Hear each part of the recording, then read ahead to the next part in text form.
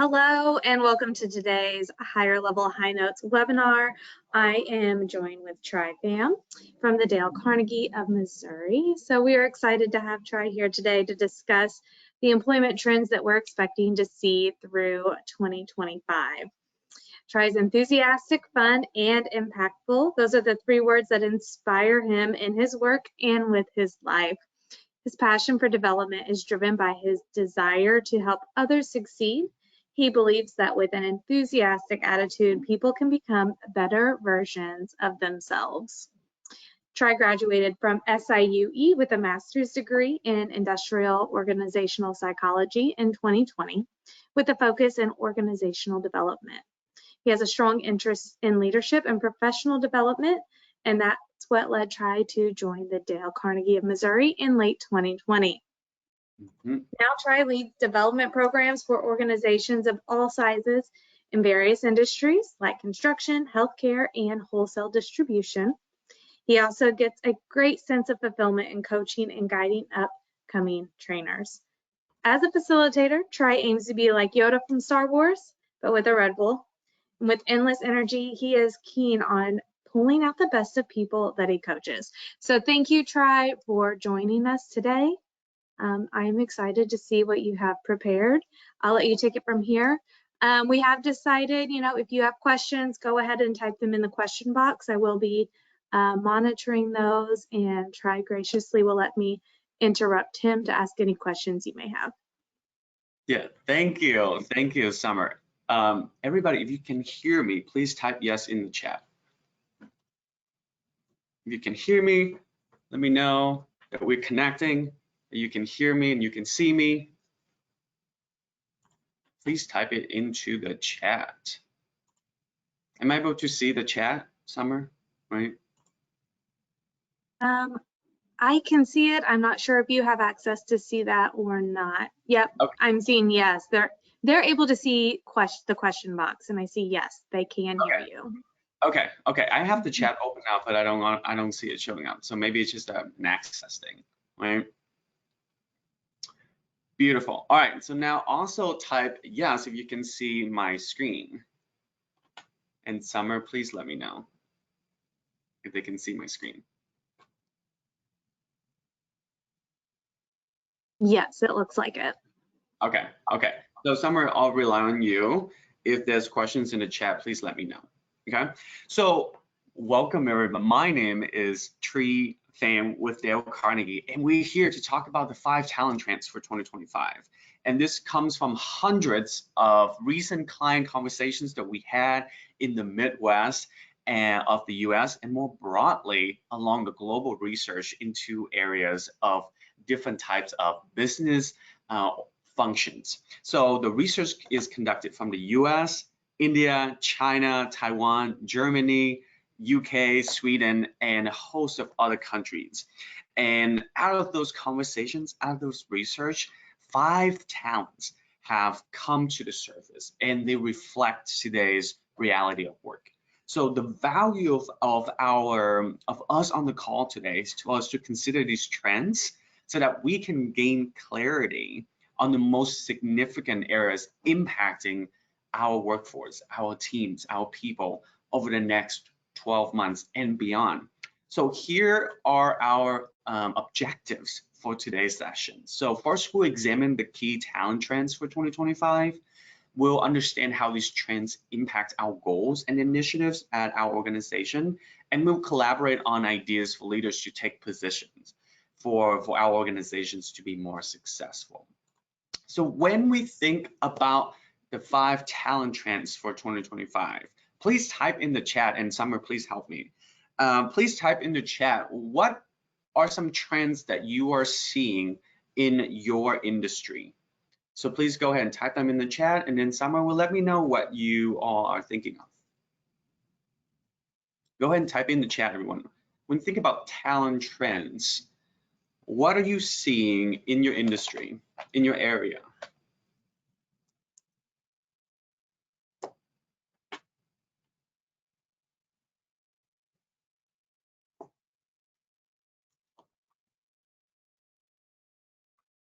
Summer, are they coming in by chance? I'm seeing high turnover, Mm-hmm. Okay. What else? continuing from previous years' work-life balance, Mm-hmm. Okay, let's get a few more. What are you all seeing?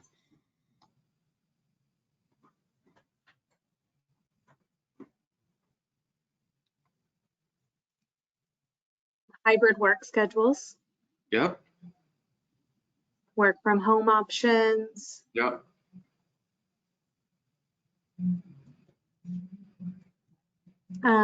excellent benefits like HSA, SEP. Okay. All right. So those are some of the trends that we're seeing at our organizations. And they are connected to these 5 trends that we are seeing in the US and globally. So the first one is about the development of a younger workforce into our organizations. So most people tell us that Gen Z, who were born roughly between 1997 and 2012, has more values-based approach to the workforce, and they are digital natives. So that means their upbringing, they are born into like with a smartphone in their hands, and have caused some of the potential gaps in the traditional leadership skills. So these topics could include effective face-to-face communication, managing multi-generational communications in the teams, and balancing the tech-savvy approaches with the proven leadership principles. The next one is cross-functional agility. So organizations continue to grow and change, and for future leaders, right, we need to be able to work across different functions, where those functions who are traditionally silo off. And it involves developing skills in influence, problem solving, and collaboration decision making. So the goal here is to create more versatile leaders who can drive innovation, manage complex projects, and adapt quickly to change. What I'm doing right now, everyone, is just giving you an overview of the 5 talent trends, and then we will go into each of these trends more in depth. The next one that you all might be seeing is the impact of AI. And AI is here and is being used. So this trend focuses on preparing the workforce to work effectively alongside AI systems. So some of this is developing the skills like prompt engineering. There's more technical skills, but there's also softer human skills that will be necessary for leaders to lead the workforce in conjunction with AI. And number 4 is about balancing culture with results. Managers, especially the mid-level managers, are saying there continues to be a lot of importance on mental health, work-life balance, right? We mentioned that as a trend, and overall well-being in the workplace. And at the same time, while we're trying to balance that strong culture of caring for people, middle managers are being pushed to more and more deliver on results. So leaders are expected to prioritize wellness, but not giving the time and tools to make this happen. And then number 5 is the rapid reskilling, and I would also add upskilling of the workforce. So things are moving fast, and businesses are recognizing the need for agile learning. So this would involve, updating employee skills quickly to meet the need. So those, when we think about trends tying to many of the things that we said earlier, right? Work-life balance, hybrid, and the turnover could also tie to the fact that we are seeing people leaving the organizations probably for a certain area such as development or the lack of skill development in general. So even though I know we are limited in the way we interact with each other, there's this QR code that we can scan right now. So if you take out your phone and scan this QR code, let us know, hey, which of these 5 talent trends is impacting your organization right now? So this is something that we all can participate. So go ahead and pull out your phone and then scan the QR code that you see on the screen. And then I would be able to see your input on this Microsoft form.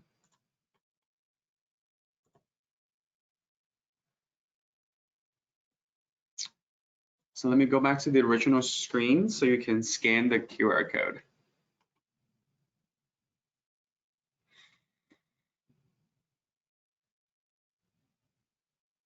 Just take a moment and then we'll be able to see some responses. Okay, we see 4 responses. So the question is, which of these talent trends is shaping your organization right now? And I'm zooming in so we all can see it. Let me zoom out one more time. Okay, so we see cross-functional agility as the top one right now. There are 5 responses. Let's see if we can get more than 5. If you can scan there we go. Okay. So it seems like cross-functional agility is leading the chart here. Let's take another 20 seconds to see if we get more responses.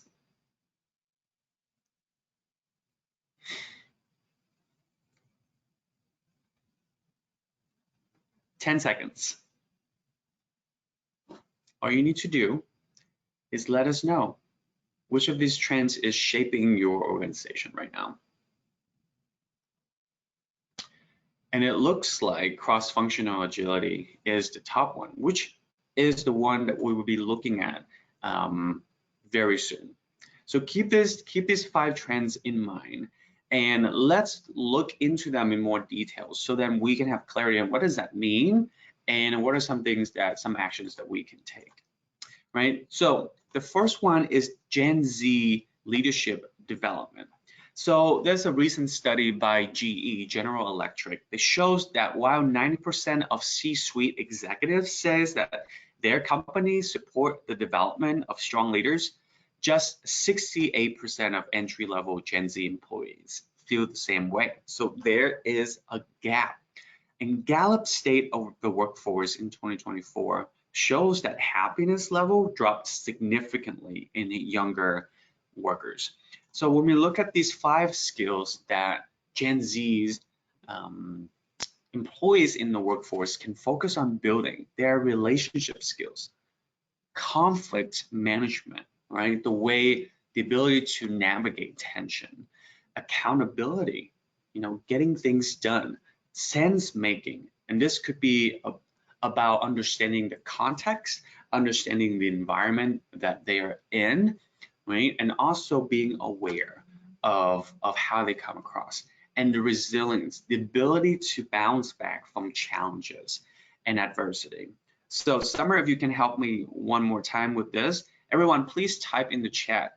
In your opinion, which of these 5 skills do you think Gen Z should focus on? Please go ahead and type in the chat. Out of these 5, which one do you think Gen Z should focus on the most? And if I would guess, I might say relationship skills, but I could be wrong.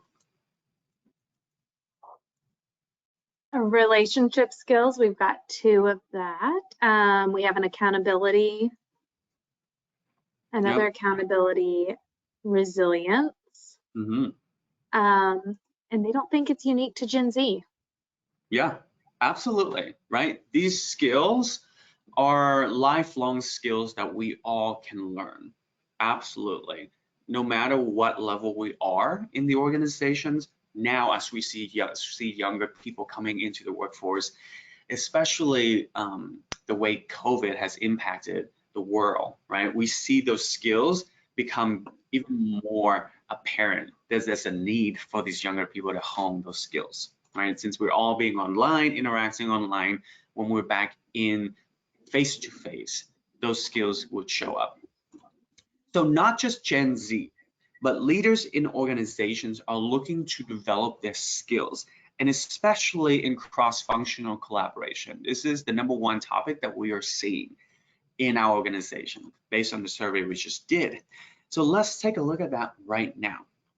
So as companies, as organizations have flattened, right? We're removing structures. We might be removing those middle management, and it's more collaborative.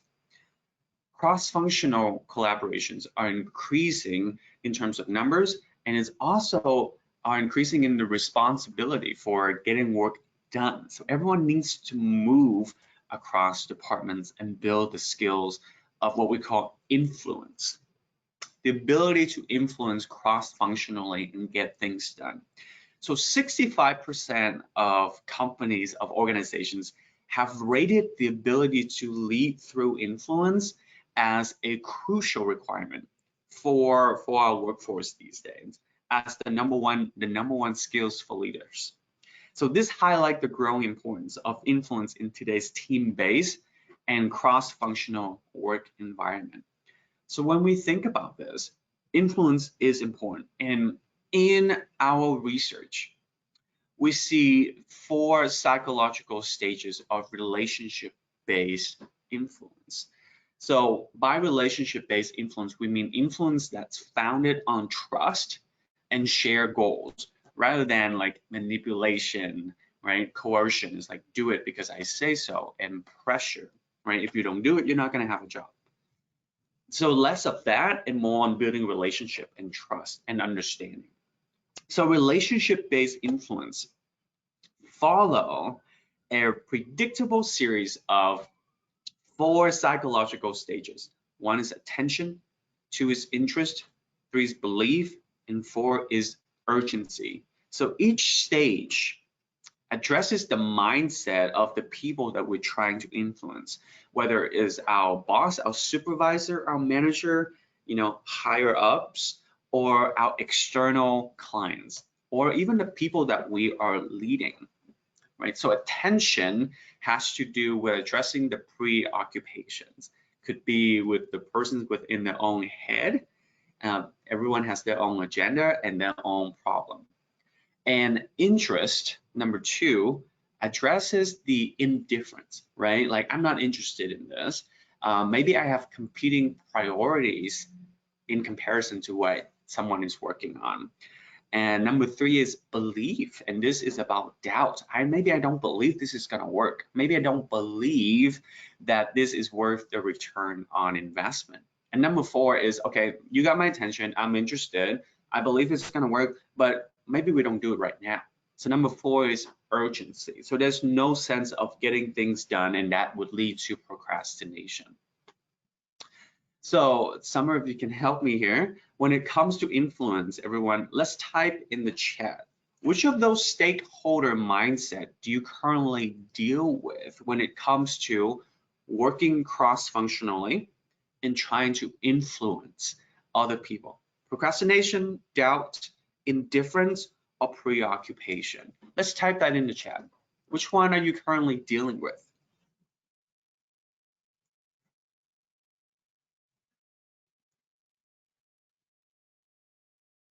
Looks like doubt. Mm-hmm. Oh, lots of doubt. Yeah. Preoccupation. Yeah. More doubt. Yeah. Right. Going back to doubt, remember, doubt is this gonna work, right? Or is this worth the return on investment? And this could be impacted by the fact that there's a lot of changes in organizations. So people might have become cynical, like, oh, is this just gonna be the flavor of the week? Or is this gonna last? So that would tie into the belief.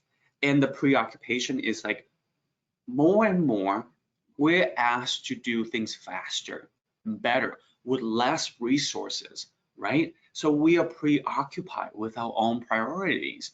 So there's a lot of mindsets that when we're trying to influence and trying to work cross-functionally, that we have to overcome. So the way to deal with this, overcoming these mindsets, will require us to understanding the stakeholders' needs, build trust. We're gonna frame conversations that appeals to them and overcome their resistance by speaking in terms of their interest. So Summer, if you can type into the chat for everyone, there's this book by Matt Norman. It's called Lead with Influence. So the author is Matt Norman, and the book is called Lead with Influence. And this book is a pretty thin book, right? It's not a thick book, and it allows us to learn a framework on how to work cross-functionally more effectively to gain influence. So if you're interested in improving your ability to cross-functional, collaborate with other people, check out this book. It has a framework, allows us to build trust, increase our influence with our stakeholders.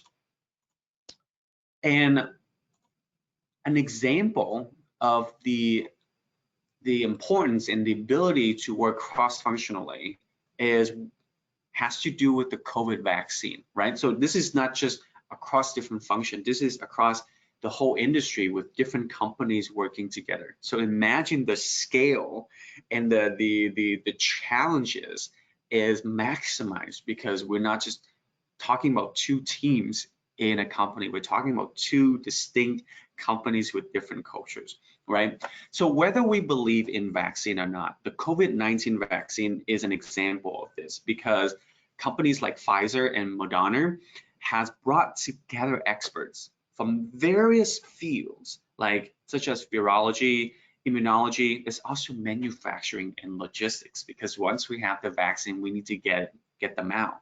And we also need to work with regulatory agency, right, to rapidly develop and test. So we might already know this, but it took the vaccine only 11 months from the time that the genetic sequence of the virus was published to the point of the vaccine being approved by the FDA. 11 months. So, and Summer, please tell me what people write in the chat. Does anybody know how long it typically takes a vaccine, besides the COVID vaccines, to be developed and mass produced? Does anybody know how long it takes for a typical vaccine to be developed and mass produced? And Summer, please let me know what people write in the chat. 10 years. Yep, 10 to 15 years, right? So compare that to the development of the COVID vaccine, which took 11 months. That is a breakthrough in the advancement of medicine. So when we think about the 4 psychological stages of relationship-based influence, it has all 4, right? Everyone was paying attention to what's happening with COVID. So we got people's attention, interested, right? There's a personal benefit to getting the vaccine out for us, for our family, for the whole world. So people are definitely interested in looking into expediting the process. And this belief, the belief that, hey, vaccine will do good, and the belief that we can make a big impact in the world. And there's definitely a sense of urgency because it's a life or death situation. So the development of the COVID vaccine is an example of how these 4 stages of influence would show up. So keep that in mind, everyone. And then the next things that we can think about when we think about cross-functional collaboration is the use of technology, right? Because we would rely on technology just like this right now for us to collaborate and to learn and to work with each other. So when it comes to technology, there's one big trendy topic right now, right? It started the past couple of years, is the use of AI. So let's get some idea here, and Summer, please tell me what people write in the chat. How do you feel about the integration of AI in our everyday work? Give us a number, 1 to 5. 5 is I'm embracing it, I'm leading it. 1 is, oh my God, I hate it. Where are you on this scale?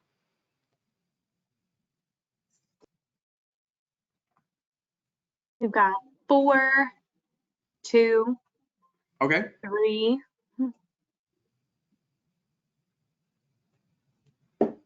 Okay. It's like everybody's another 4. Everybody's right in the middle. Okay. Okay.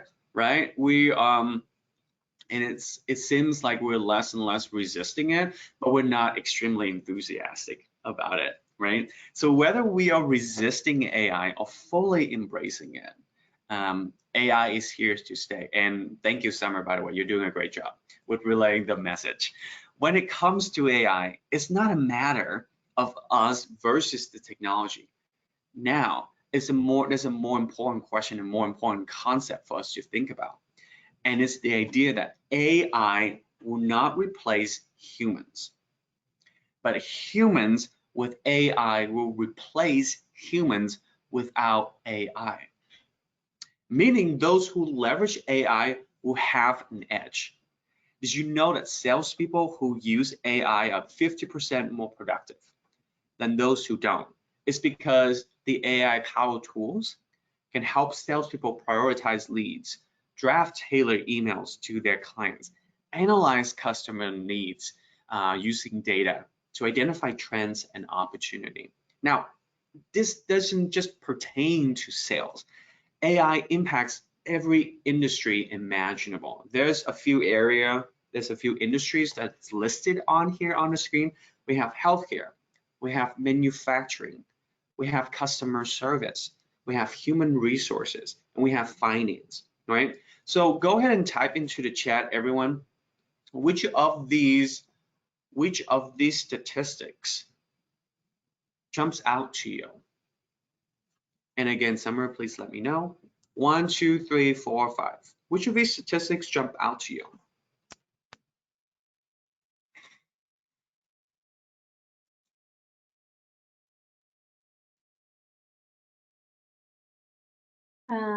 Statistic number 1, also customer service.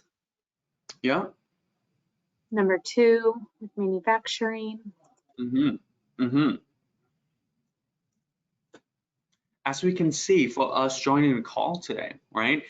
AI is impacting our work and it's surrounding us, whether it's healthcare, customer service, or in manufacturing. So when we think about this, when we did interviews with experts, when Dale Carnegie did interviews with experts, they are saying that several key skills will need to be honed, and some are technical skills when it comes to using AI, such as like prompt engineering. And I'm curious, and Summer, please let me know what people write. What kind of AI platform are you all using right now for your own personal productivity? What kind of AI platform are you using right now? Chat GPT. Yep. Somebody uses it for onboarding. Another Chat GPT. Yep. ChatGPT is a popular one. Sure. Popular. Yeah.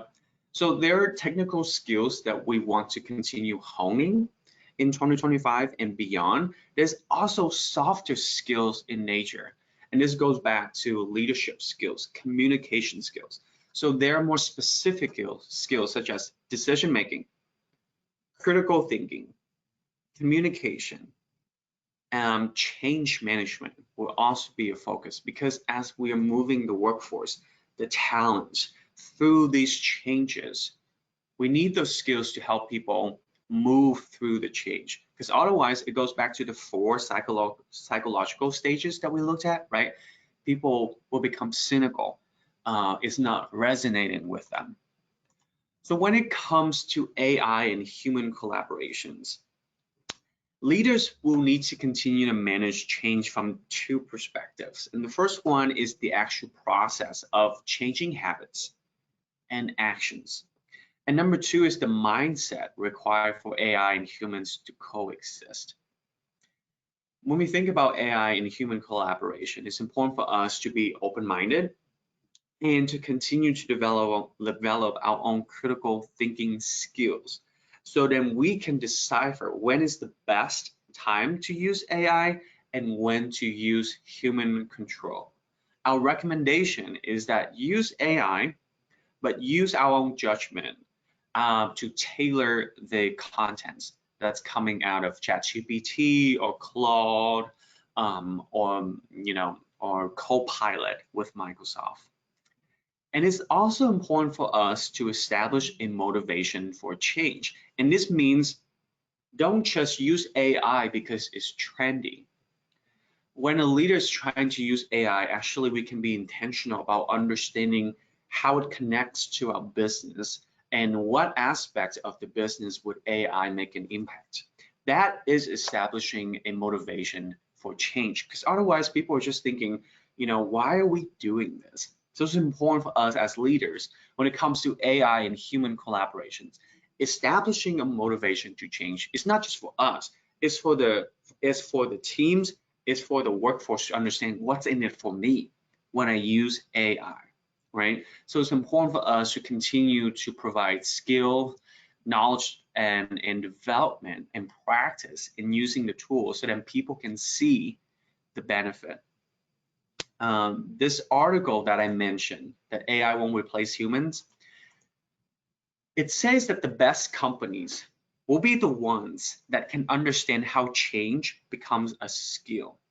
Change management, leading people through change, is a skill, and it's a skill that we can learn, hone, and develop. So if you think about change as a skills, it requires us to invest in learning. It requires us to continue to be open-minded and walk people through this process. So the process that you are seeing on the screen here, step one is establishing a motivation for change. Step two is analyzing the situation and plan the direction, implement the change, review and adopt and adjust. This is a roadmap for leaders, and it's also for us to think about from the perspective of the people that we are leading, right? Do they have a motivation to change? How would they analyze the situation? So now that they know more about it, what do you think are some of the actions they are taking? So this is twofold, one for us, and on the other side of the coin is for us to understand how people make decisions when they are embracing change. And the question for us to continue to think about is, how much is AI impacting our work and productivity? Because at the end of the day, organizations need to continue to change and adapt to achieve better results. So this gets us to the next trend that we are looking at, which is balancing culture with results. Now, let's type in the chat, everyone. When you think about your own company, are they focusing more on results or culture or both? And be honest. Let's type in the chat. When you think about your own organization. We're seeing both. Good, good. And because doing our research, leaders often tell us that their organizations aren't aligned with what they say and what they do, right? They say they want strong cultures and care about the people. But then when we look at time spent and budget, leaders are not giving the time or training on how to do that, right? We care. Does it translate into action? At the end of the day, they only want results. Strong organizations focus on both. Results are created by accountability. Accountability is created by being clear in 5 areas that you see on the screen here: expectations, capability, measurement, feedback, and consequences. On the other hand, culture is created by relationships. So higher level of trust and understanding clear roles, right? Being able to rely on our teammates, which is number 3, which is reliability, and having a sense of meaning, right? The purpose, a sense of purpose to what they are doing, and connecting our work to something bigger than ourselves are the 5 keys that Google found in a project called Project Aristotle. So this was back in 2012. They did a 2-year studies, and they asked, what leads to a high performing team? And out of that study, they look at many different attributes and aspects of teams, and they found that these are the 5 areas that will lead to a culture of high performance. And trust is the foundation of that, which is why it's listed as number 1, right? So it seems like for those of us joining the call today, that our company of both focusing, balancing both with results through accountability and creating a culture of high performance. It's a balance and is constantly in tension right? And it's not easy to achieve.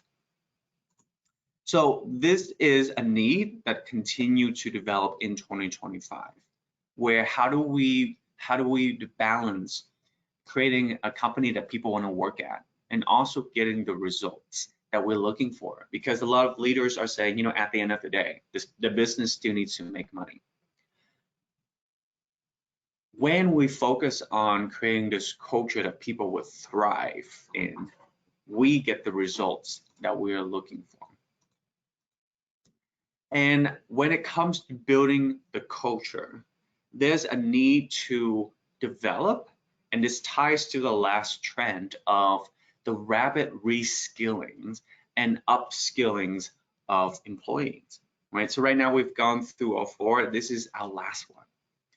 And there's a new model of learning coming to the forefront. So Dale Carnegie is a learning and development training organization, and we are hearing from our clients, people who come to us for upskilling and reskilling their workforce, is that they are asking for shorter time periods of learning, but then longer overall journey to extend the practice time of the new skills. So we are seeing more of a focus on the practical application and in the moment coaching and feedback, because there is a quote by Dale Carnegie, and he says, you know, knowledge is not power until it's applied. And this is the focus for us. So like when we have practical application and more in the moment coaching and feedback, we're turning that knowledge into power. So many people are familiar with the 70-20-10 model, right? Type yes if you are familiar with that model, the 70-20-10 model.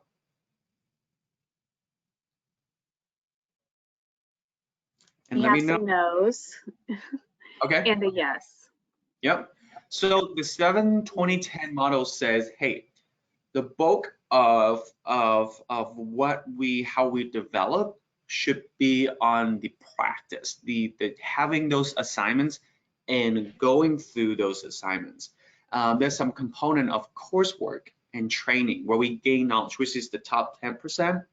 And then this 20% is, you know, we don't learn in silo. We learn with other people, and we get better ideas by discussing and collaborating with other people, right? We can only learn so much from reading a book or attending a webinar, but when we get a chance to gain insights from connecting with other people and learning how they do it, that's how we learn. So that's the 20%. And then the 70% is where the rubber hits the road. It's like, okay, so you learn all of this, you have all this knowledge in your head. How are you going to translate that into the skills that would make an impact in the work that we do? So that's the 70-20-10 model. 70 is the practice. What we find is that the 3-to-1 model is helping to rapidly reskill. While 70-20-10 says that 70% of learning should be on the job, right? The 3-to-1 model says for every formal learning event, it could be having the team go through a lunch and learn, or bringing a speaker and writing down notes from that speaker on a certain topic. That should be 3 on-the-job application exercises, right? So it means like whatever we learn, we need to be able to practice it again, and then do it a 3rd time to make sure that we can perfect it and hone that skill. And this is a new model for reskilling and developing new skills. So when it comes to rapid reskilling and upskilling of employees, the 3-to-1 model reminds us that, hey, if we are developing people, are we giving them the opportunity to practice the skills that they learn from getting the knowledge, you know, from different sources? We can ask ourselves, are we giving them the opportunity?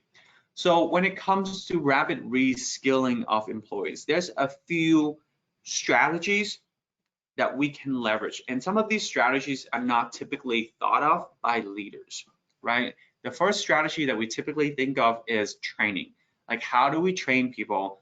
You know, bring somebody in, have them go through this development experience, or we can send them off into a week-long development at a remote location. Like for those of us who are in the HVAC industry, like when we think about Nexstar, that is a big training organizations for the HVAC industry for sales. So they get sent off for a week to take that training.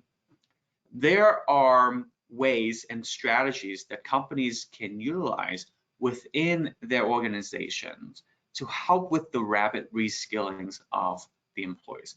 We have job rotation, we have reverse mentoring, right? There's shadowing opportunities, there's cross-functional projects, right? Which goes back to the need for cross-functional agility.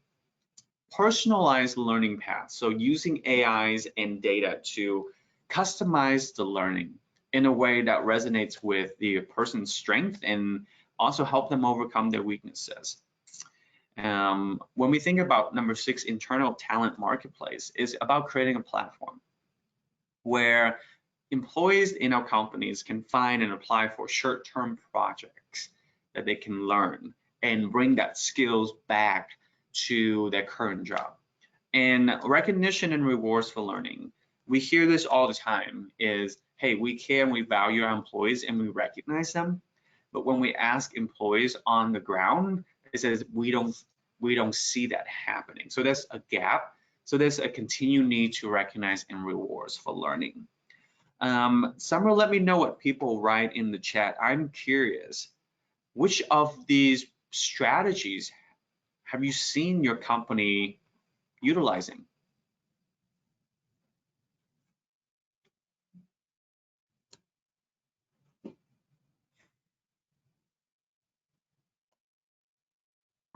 It looks like shadowing opportunities and recognition for rewards and learning.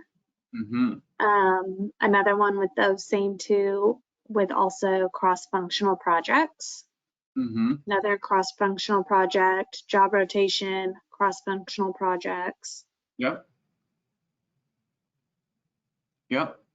There are two that I thought that are interesting. One is the reverse mentoring, right? And it reminds us to think about the idea that, are we tapping into the skills that the younger workforce is bringing into the organization, right? Because on one hand, we're saying they need to develop skills. We can also recognize the fact that they have skills that the previous generations do not have.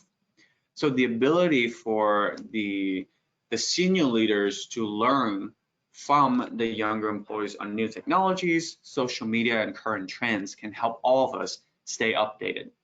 And then number 6, I thought is also interesting when thinking about internal talent marketplace, where people can find and apply for short-term projects, right? This could be cross-functional projects. This is also an opportunity for us to provide a platform for people to understand what are the opportunities available in the company and how can they be involved in that for a short period of time, just for them to understand and see how the business operates. So those are the two strategies that I thought are interesting.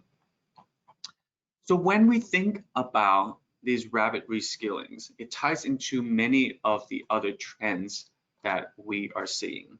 So these 5 trends that we have just looked at, when you think about it for yourself, and after we've gone through these 5 trends, which trends resonated the most with you? Let's type that in the chat. And Summer, please tell me again what people are typing.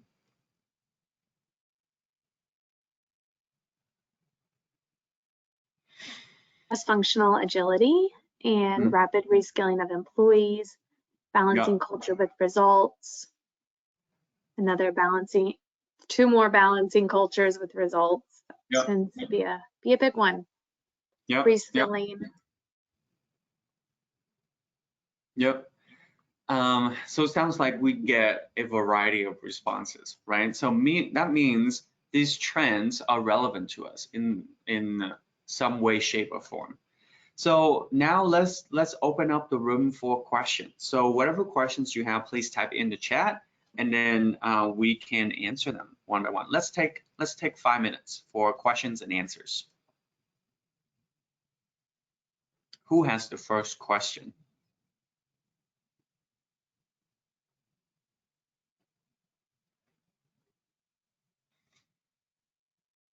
When you think about these talent trends, what questions do you have?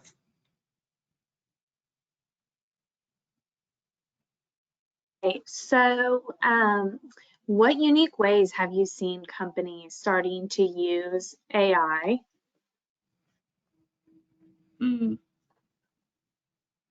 Okay, so the use of AI is context driven, and it depends on the specific companies that they are utilizing. It also depends on the industry, right? So depending on what industries we're in, the use of AI is different.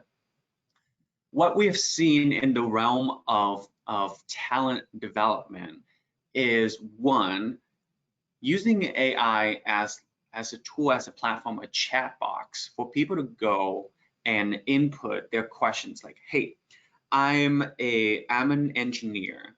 I'm an entry-level engineer in the organizations, and I'm interested in developing my skills. What does the career path look like for me in the organization?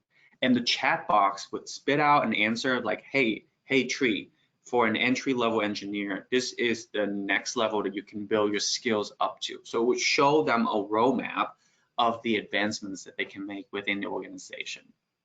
And we are finding AI being used as a personal coach, right? So if someone is trying to develop, let's say if someone's developing the ability to make decisions better, and they could have a chat box in front of them, they can have a conversation with AI and learn of different strategies that they can start applying or reading more about so they can improve their decision-making skills. So 2 ways, right? Mapping out possibilities and having an assistant, a coach on the side.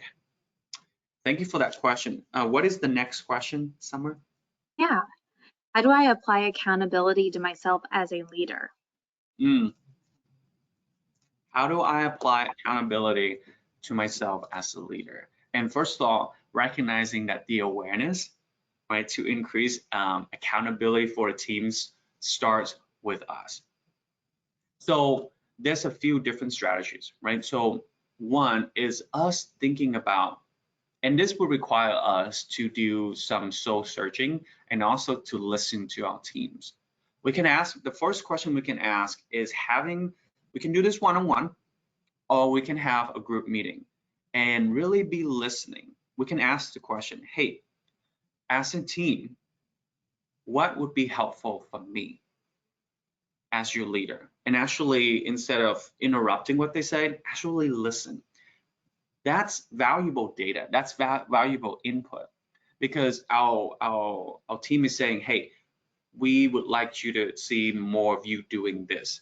And that's going to help build trust and team morale, and we can get things done, right? Because sometimes as leaders, we drive change. We can also become the bottleneck if we are the one that are lacking accountability, not building trust with our teams, and not staying on top of things. So accountability absolutely starts with ourselves, and it requires us to listen to other people and see what does that mean for them when we are being accountable to ourselves. What is the impact on the team as a whole? So I would have that meeting, could do one-on-one in a team setting, and ask that questions. What would be helpful for me as your leader? Okay, Summer, what's the next? Yep, next question. Do you see any difference in these trends between for-profit companies and non-profit organizations? So when we see these skills, right, the ability to cross-function, not only collaborate, the use of AI, balancing culture with results, reskillings. We see that's happening in all organizations, whether we are getting a profit or whether we are using the profits for, the community, the goods of the community. Certainly in nonprofit, we might see less of the, probably less of a slower move, and I could be wrong, right? Of the AI being used, or it could say, we are seeing how this can help us expedite the process and the ease of use and how it's accessible to everyone. So that questions, I would say we would have to do more research on understanding the difference between the profit and nonprofit world. Let's take one last question, Summer. Yeah. In cross-functional agility, what are the best strategies to bridge gaps between departments? So let me go back to that slide real quick. When we think about cross-functional agility, because when we think about the 4 stages of relationship-based influence, so what's hard about working cross-functionally is like we don't have the authority to tell someone to get things done, right? It's more a relationship-based influence.